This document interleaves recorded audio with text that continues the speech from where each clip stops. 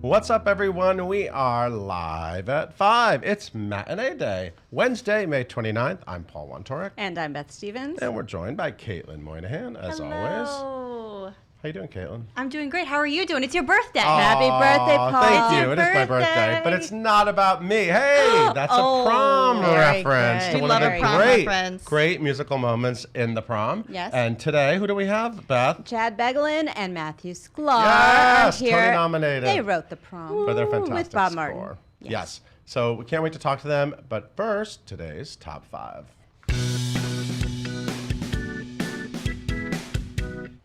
This play is getting an opera makeover. So you know that play Intimate Apparel? I do remember that play. Remember Intimate Viola Apparel. Davis? was Everyone in it? loved it. It was, Super and I didn't good. see it. Oh, well, I it's missed really it. good. You I missed somehow it. missed it, You missed but it. people love It's it. a Lynn Nottage play, 2-time Pulitzer Prize-winning playwright Lynn Nottage. Now it's being turned into an opera. Why not? Sure, and the world premiere will be at Lincoln Center Theater, directed by Tony winner Bartlett Sher, who does kind of all things Lincoln Like an Center opera like Theater. Les Mis or an opera? I'm going to say an opera It's like in Les English. Mis. It's in English. I'm going to say that Okay, because the sure. music is by Ricky Ian Gordon, who knows a few things about musical theater Mm-hmm. as well.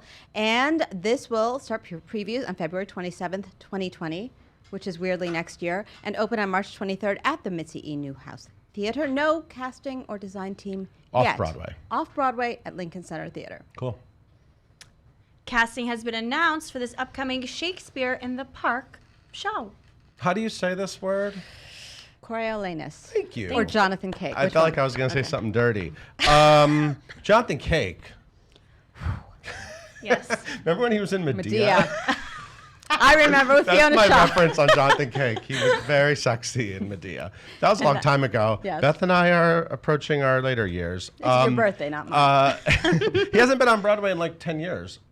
He's a fantastic actor. He will be in the Shakespeare in the Park production of The Dark Tragedy. Coriolanus. Yep. here And to say the also a 3-time Tony nominee Kate Burton. Yay, I'm she's glad she's back. fantastic. Tony nominee Jonathan Hadari and Enid Graham, both Tony nominees. It was a plural. What is it? It's a blistering drama about a general voted into power. Do you know this? You know all your Shakespeare. I read it Musicals, in college. Shakespeare. Yes, there you go. There you go. There's some unraveling that happens. Daniel Sullivan's directing Mm-hmm. it. Anyway, it's happening at Shakespeare in the Park, July 16th through August 11th. You know what else they're doing in the park? A musical. Really? Yeah, Tell me more. Hercules. Oh. Hercules. No, I had no But idea. that's later. That's This is later. about Jonathan Cake, who's very attractive. And a new face is joining the battalion. What's it called? I messed it up. Yeah, go on. I'm so sorry. There's a new master of the house. There's a new. Yeah, what Yeah, were we doing? that's what I was What were you trying, trying to to say? I was trying. Sounds so No, it's sad. fine. I just messed it up. She's defeated. You know what? Les It's Mis okay. hasn't been on Broadway in a while, and we've Jimmy forgotten how to Smagula. make Jimmy Smagula. Is that how you say it? Smagula? Yeah. I'll say Coriolanus. You say Smagula. Jimmy She's Smagula fantastic. is joining Les Miserables Ooh. on the national at the National now tour. you're it's I can say it. contagious. I can say it. I can't say Shakespeare, but And I he's can going say to play Smagula. Monsieur Thénardier, if you want to say it in the French. He begins June 25th in Fort Worth, Texas, and he's going to join the tour, which is Sure. currently playing a 4-week run in Los Angeles through June 2nd. Lots of new engagements. Les Mis, now and forever. That's how it goes, right? Sure. Something like that. And this new solo play is heading off Broadway. It's called Get on Your Knees. Loud, go on. It's written by and starring Jacqueline Novak. It's playing at the Cherry Lane Theater. John Early is directing it. Previews start July 10th. What is it? It's a comedy described as an unexpectedly philosophical show that's part feminist outcry, part coming-of-age tale of triumph. Oh, being produced by Natasha Lyonne. That's interesting. That's fancy. Yeah, and executive produced. Bye. This is what you really do. You get one celebrity to exec produce and one celebrity to produce. So it's like I'll keep that in layers mind of- for my next project. Mike Birbiglia. So I'm assuming Jacqueline Novak is one to watch. I don't know her work, but I'm excited to get on my knees. Wow. And a new star-studded show, people, is officially up. It's star-studded because it stars Paul Wontorek and A news story about me. Jeff Daniels joined Paul to talk that's right, about Jeff Daniels. his high school acting career. He's intimidating. He is, but he's also a lovable Midwesterner. But lovely. He's both. He's But, a yeah, lovely he's guy. Fantastic. Lots of integrity. He plays Atticus Finch in To Kill a Mockingbird. Great interview. Check it out. You know, he has something in common with one of our guests today because he talked in the interview about how he was in Fiddler on the Roof. That's what I said, his high school acting career. He was fantastic. A blonde fiddler. But the story is that he said that he asked. Did you watch the interview yet? That's been busy. I dabbled, yes. But he was asked. He did research by About asking the one being person that he Jewish. knew was Jewish in the town. Yeah. So he sat this guy down and said, "Well, how is it being Jewish?" And he said, "It's not It's bad." fine. It's no big deal.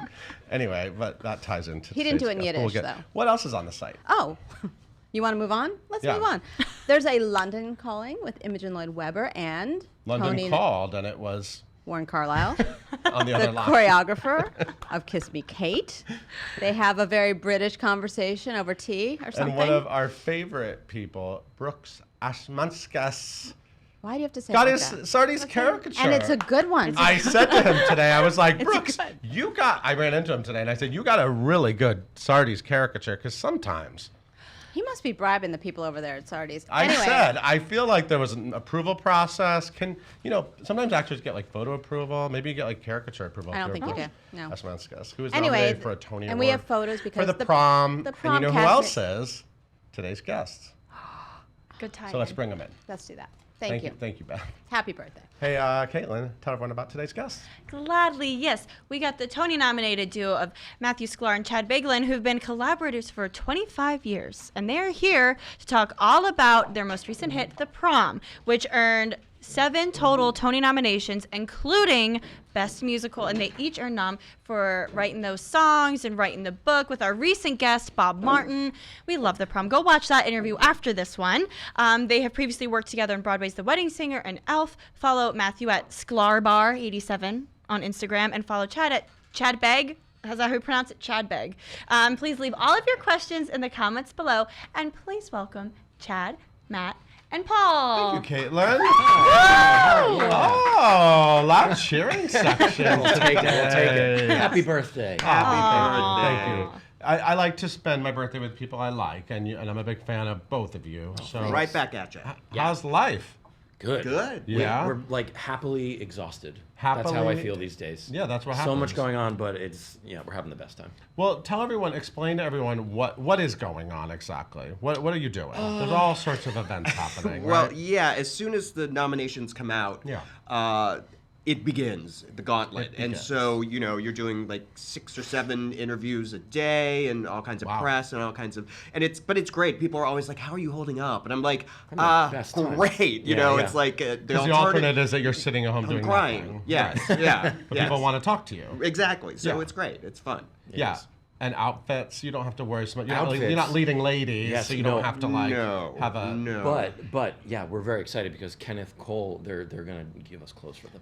Well, the yeah, Tonys. didn't we just see there's like a Yeah. prom? Oh, Kenneth Cole's been their amazing. Pride. Yeah. It's World Pride. Yes, and they're doing happening. Tied with Pride, and they're collaborating with the Prom and the I cast. saw those and, photos yeah, of it's the great. cast. And they That's did great. they did a commercial too. It's really beautiful. Yeah, it's Ooh. really nice. Yeah. It's really nice. I like that. Yeah, we Yeah. love them. We That's love them awesome. over They're there. good people. So Yes. you're getting dressed by. Yeah, I'm Kenneth? going tomorrow. Yes. Oh, you're going. I don't think tomorrow? him himself, but he's coming down to see me. He's at a sewing machine right now. Yeah, exactly. It's like, ooh, Matt and Chad. Gotta make him happy. That's super exciting. So the Yeah. Tonys are like not even like less than Yeah. 2 weeks away. Yeah, Yes. very exciting. Yeah, are you? Yeah. Is Yeah, I it? Are can't you going to wait. be stressed that night? Or can you just go and? After You've a both done couple it before. beta blockers and some vodka, it's great. You just Exactly. sail through it. Like you do. I'm just thrilled to be there. That's a dream. And it's been 13 years since Wedding Singer. That's the last time I was in the building for the Yeah. So I'm really trying to enjoy every second of this. 'Cause Yeah. it's been a long time. Yeah, I met you guys when you were babies. Yeah. You looked like babies in that video that we pulled out Yes. at a press event for the Wedding Singer, which was, the Rhythm Rhythm Club, Club, yeah, yeah. PS, which Yeah. everyone needs to see. I think I need to see the Rhythm Club, but I had high expectations for this musical, but it didn't make it to Broadway. But this is old news. But you've been together a really long time. Yeah. Yeah, over 25 years. It's amazing. Yeah. Yeah. And I just picture you know, in your 80s together. And are there any cracks showing in the so. relationship or? We were talking about it. We've never really had a fight. We've Yeah. never really fought Yeah. with each other. There was one time where like we just got quiet because we disagreed about something, Yeah. and then we just resolved it really quickly. Yeah, That was it it. was like, what's wrong? Okay, and then It was fine. It was fine. Yeah, Yeah. We just don't. I pout. I'm like a baby. I pout. So Chad, you were in Fiddler on the Roof. I was. These are some little. Oh, these very are nice. some cards man. that the show made that they gave out to some industry folks. Anyway, there's a picture. That's not Fiddler. No, that would be. That's you performing. That's Once Upon a Mattress. Oh. I was the jester. Yes, I was crushed that I wasn't Dauntless, but I moved on. Do we need a revival of Once Upon a Mattress? I'm on the fence. I think if you found the right Winifred, yes.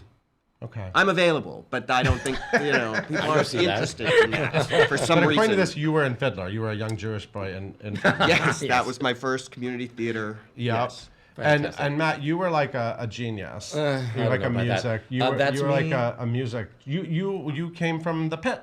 Yeah, I came You from started. the pit. You were in the pit of did. Broadway, and you rose out of the pit. I did. That picture is from my sister's bat mitzvah when my parents made me play the piano, and I think I played like the Root Beer Rag by Billy Joel or something like that. But we all had to perform. We were like, it was just so bizarre. Anyway, but yes, I started as a pit musician when I You was were Les 17 or Mis, in 18. fact, right? Yeah, I got very lucky, and I got a job subbing keyboards Les Mis on Broadway when I was a freshman at NYU. And from that, I started working at Miss Saigon and the Guys and Dolls revival with Nathan Lane and Faith Prince. So I was doing all those shows early on, and that was right before I met Chad. But I was like I just loved being part of the theater. Yeah. Yeah. Let's talk about this show. I have two things. Look, I have the CD do and it. I have the play. I have a lot of stuff. I'm not wearing. I should be wearing a T-shirt. I should be wearing "We Are with My Lesbians" T-shirt. Yes. This show is fantastic. As you know, we love this show here at Broadway.prom. And it was our number one show of 2017, Yes, of that was very 2018. exciting, yeah. We love it because it's fantastic. Well, we love you for loving it. Do you go and watch this fantastic show often? I'm probably there once a week. Okay. Yeah, if I have friends there, and if I have friends there, I'm very happy to go crash and just hang out and watch everything. It's just so much fun to watch.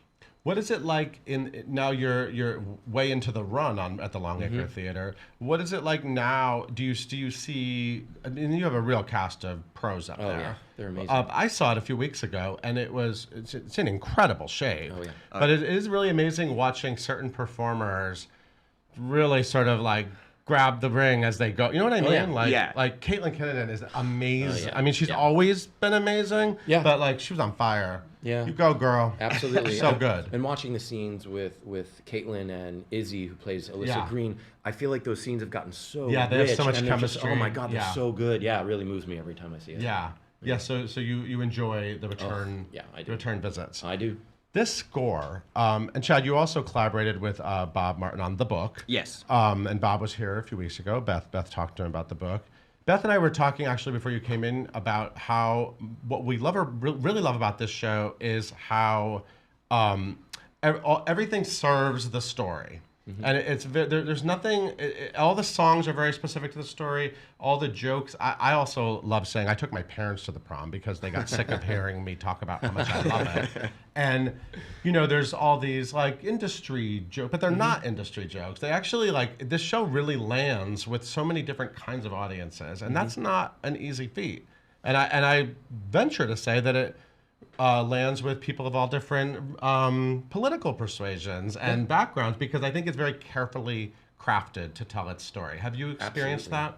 Yeah, I mean, we originally, we did our out of town in Atlanta, and it was much more insidery. And we realized, this, we can't do this. So, lyrics were changed, lines were changed.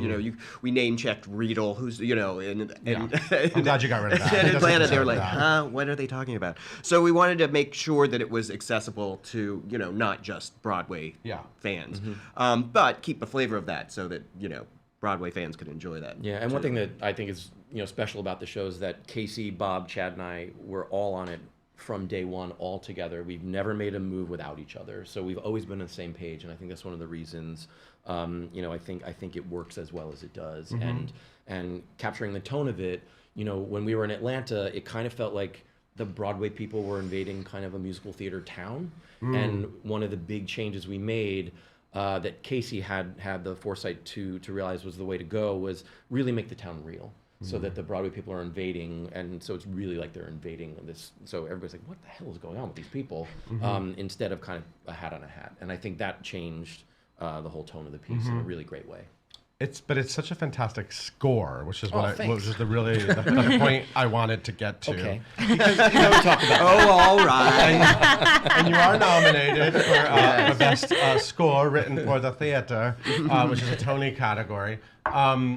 It's weird when you look at all the scores against each other because they're all so different in what they're doing within the context of the show that they're written for. But what I love about this is it is really a score in that it has a sound and that I love how you're referencing a lot of things within it, but then you have sort of your own sound, and you've created a very specific sound for like the kids of the town and for the Broadway people, and it's really, was it exciting to get to honor, and it also honors my favorite. I love '60s musical comedy, and me it too, honors me too. that sound, and that Charles Strauss like comes to mind. Yeah, Just the big brassy stuff. the brassy good Broadway, times. Beth Level stuff. Brassy Broadway, yes. Beth Level stuff. Was there something that you were really excited to sort of latch onto when you realized? How did you sort of find the sound? Well, I mean, I grew up loving cast recordings. I would sit in my room, with the vinyl of like 9 playing, like be conducting, getting tall, like that kind of thing. So musical theater is my passion, and I just love it. So when we were talking about creating this story, I knew that we were going to be able to use lots of different musical theater sounds, and we always just want to, put our spin on it. So it's not just plain pastiche. It always has a reason for being what it is. And we always do a lot of outlining before we write anything. What is the song trying to accomplish? So every single song really has its own arc. But it was such a joy to write for these, crazy characters and really kind of and lean into that. Because sometimes you might want to back off, say, well, it might sound too much like this, but no, for this show, we got to lean into that. And that was what made it so much fun. Can you remember the first song that you wrote for this that is still in the show? It was You Happened. And we, it was very... Track 7? Yes. Check it out. It was very different out of town. It was just the 2 girls, and they were in a band closet because they were in the closet. And And so... the cheerleaders were having a practice or something outside, like that? Yeah. so they sort of sang backup, and they were in the band closet, like playing the triangle. And But nothing really That's right, I remember that now. Now that but you're nothing saying. really happened in the song. That was what was interesting. It was like we all liked the song, and it was just like, okay, they like each other. Yeah, we already knew that. Yeah. So the idea to sort of have these promposals happen and have the straight kids be able to do it out in the open, and the girls have to be very hidden, but also full of joy, and sort of contrast those 2 worlds happened when we got to New York. Yeah, it was just better storytelling. Yeah. Well, because I mean, there's so much like double meaning. Tonight belongs to you. I mean, there's so much meaning in this that's sort of like deeper about what these gay characters are going through, and that sort of built that up beautifully. What about writing for specific performers? Because I know that you had a lot of these people from day one. Day one, yeah. So how do you? And I know you work with Beth Level on Elf. Yeah. Yes. I love that song with Santa Claus Flies By. It's a great one. So Lungs out. So did you when you say to yourself, okay, Beth Level's playing a diva, we got to write her a song. Like, what is the process? Do you talk to Beth Level? You obviously know her voice. But what is the process of writing something and working with her? And because you're writing for a specific performer, are they brought into the process at any point? Like, hey, Beth, sing this. Want to hear it on your voice. And I think for the first table read, I sang everything from the piano by myself. We didn't have any rehearsal. They just read the lines, but we knew that we wanted them to play the parts.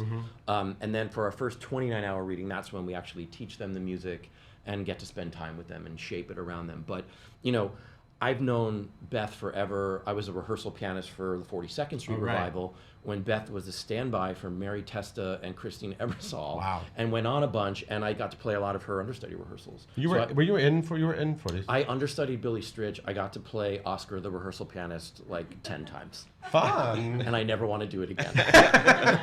Right before that curtain was going up, I was like, what am I doing? It was fun, but never again. Okay. I was very jealous. seething in the back. They could find a cameo role for you in the prom. You could be like one of the other teachers. Exactly. love that. But to your point of bringing the actors into the process, the song "It's Not About Me" was originally a duet with Barry and Dee Dee, and it was called "This Poor Girl." And it wasn't funny enough in the workshop. It wasn't really getting jokes. The jokes weren't landing. And so we decided, let's make it all about Dee Dee and make it her thing and make it's not about me. And then she cannot physically stop talking about herself. And then when we were in Atlanta, there were still some jokes that weren't landing. And I said, I talked to Beth. I said, what do you think's going on? She's like, some of these lyrics are mean, Chad. And I think people are reacting. And I said, oh, so people don't like it when you sing that other people are white trash? And she's like, yes. That is a good example. So I was like, okay, I get it. So what I decided to do was I was like, all right, I'm just going to make her completely clueless. So we'll get the humor from that. Instead of her attacking the people, she's furious, but she has no idea what the town is called or what the girl's name is or what's going on. And she only read a part of an article, but she's furious. So it was a really helpful process to have her there to say what are you feeling as an actress? What are you getting? And she was getting, you're getting a little rough. So it was great. Mm-hmm. Yeah, and that applied to everybody. Mm-hmm. You're able to just have those conversations, which you're not always allowed to have. Yeah. It really helped. Yeah. What is it? It's been really special to see what's happened just in the last couple of months with Unruly Heart. Yeah. Being performed at the GLAAD Awards. Yeah, the GLAAD Awards was amazing, and then we did it at Colbert, and it was just thrilling there. Everybody was just sobbing. It was so I know. Beautiful. Yeah. Look at you. You made a beautiful song. Beautiful. But it's nice when it it works on a whole other level, right? Yeah. You're Absolutely. really speaking in a whole different way. Yeah. Keep doing that. I'm gonna try. More stuff like that. Yes. More like Are you guys are working on some like secret projects, right? Do you want to reveal any of your future secret projects? No, we're obviously we've been working on the movie adaptation. So we got to talk about this. Ryan Murphy. So all of a sudden, Ryan Murphy shows up, buys his own ticket. Yeah, there was no please come. Shows up. Yeah. He's like, I love this show. I want to make a movie out of it. It's crazy. And so how do you hear about this? Well, he met with our producer after he saw our producer I believe met him after the show and they Did you get a text in all caps saying, Ryan Murphy wants to make a movie? Well, kind of. Yeah. I mean, Bill Damashki, our great producer, he called and said, listen, I just had this great meeting with Ryan and he really wants to do something with the show and he's just trying to figure out what it is. And then he said he just wants a little time to think about it. And then, a few weeks later, we found out that he wants to make it a feature film, like in a major way. So it's not just that, to speak on what I said previously, I spoke to him. Mm-hmm. He wants it in movie theaters by August and on Netflix by September because he sees this as like a political tool. Yeah. I mean, he sees this movie as something that can change people's lives and like heal the world. I mean, it's amazing. It's really an amazing thing that kind of just happened, and we feel really fortunate. So, what are the meetings like? Where you're at? Like, what are you doing? You're developing it for the. Yeah, we're basically just working on the script and the screenplay, and opening it up because now we can. We can show them on the bus going down there, and you can show her grandmother, you can show Emma's parents, so there are all these opportunities to sort of make it more cinematic. So that's the main thing right now, and we'll have more time to sort of go a little deeper into the characters, just because it's just such a different form, art form that it's. And he's just so smart, so it's been great. And he's so passionate about it. That's so great. He really loves it. But I'm sure you're on a tight deadline. Yeah. Oh, it's crazy. No, it's fast. It's fast, but it's exhilarating, and everybody is ready to go. So it's a That's good insane. Yeah. Will there be any cameos in the film for Broadway reporters? Yes. Staff of Broadway.com is available. Okay, let's take questions. I'm sorry, I'm hogging them. If you guys have any questions, please put them in the comments Definitely. below. So we'll have time for just one or two. So the main question we were getting is just how does it feel to have the show recognized with so many Tony nominations and for you guys to get one for your score after being this long journey to Broadway? Yeah, it's a dream come true. It really is. you know, we set out to just write this musical comedy, and kind of on the way we found this story with a heart, and we really, you know, try to dig into that, and that's what seems to be, you know, moving people. And just to start anything, whatever it is, with a blank page, and have it, you know, be nominated for Tony Awards and all this stuff is, you know, you can't really beat it. Well, even when you've been in the industry a long time, the emotions remain high Oh, yeah. for any Oh, yeah. project. Oh, yeah, Right? It's not like you absolutely. become jaded about the process and what will happen Never, to things because never. some things just disappear overnight. Yeah, absolutely, and that's just part of, you know, being a writer. You know, Yeah. some projects will go the distance and some won't, and you know, you just try to do your best work. Hashtag grateful. Hashtag grateful. That's great. And we'll do one last question. And Jacob wants to know, what is your favorite joke that was cut during the process? Don't say the Michael Riedel one, a different one. No. Enough, Michael. Mine is topple. It's a lyric that never made it past rehearsal. Never was. I think maybe she did it once in rehearsal. What is Do you it? remember? It was in This Poor Girl, and it Not was About Me. Or Yeah, sorry, Not not About about Me, me. And it was. Nothing you do can dissuade me, so bring on your fits of rage. You can't scare a woman who's seen Topple naked backstage. Come on, that's funny. That's good, right? Again. Yeah. But I loved it. Mean, and everybody was like, "Who's Topple?" Our kids were like, what? And then we realized, okay. Can't do it. So you had to get That's a my Fiddler favorite. reference. I love Yes, Fiddler see? shaped It's you. we're theming. Synergy. Well, we have to let you go because, as you said, you're very busy, very tired. We can't wait to watch you on the Tony Awards. Thank you. Yay. On CBS. What is that? Sunday, June 9th. 9th? Yes. Thank you. Yeah. Very excited. Some Kenneth Cole. Yes. Kenneth Cole, You'll, yes. You'll Figure see. out what. Yes. I'll know tomorrow.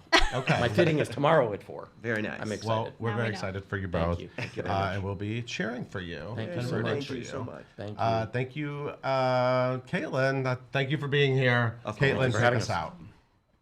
Thank you guys so much for tuning in today. We are live at 5 every single weekday here on Facebook. You can listen to us wherever you get your podcasts by searching for #live at 5 and hitting that subscribe button. Be sure to tune in tomorrow when we take you guys backstage and live at the Broadway.com Audience Choice Awards.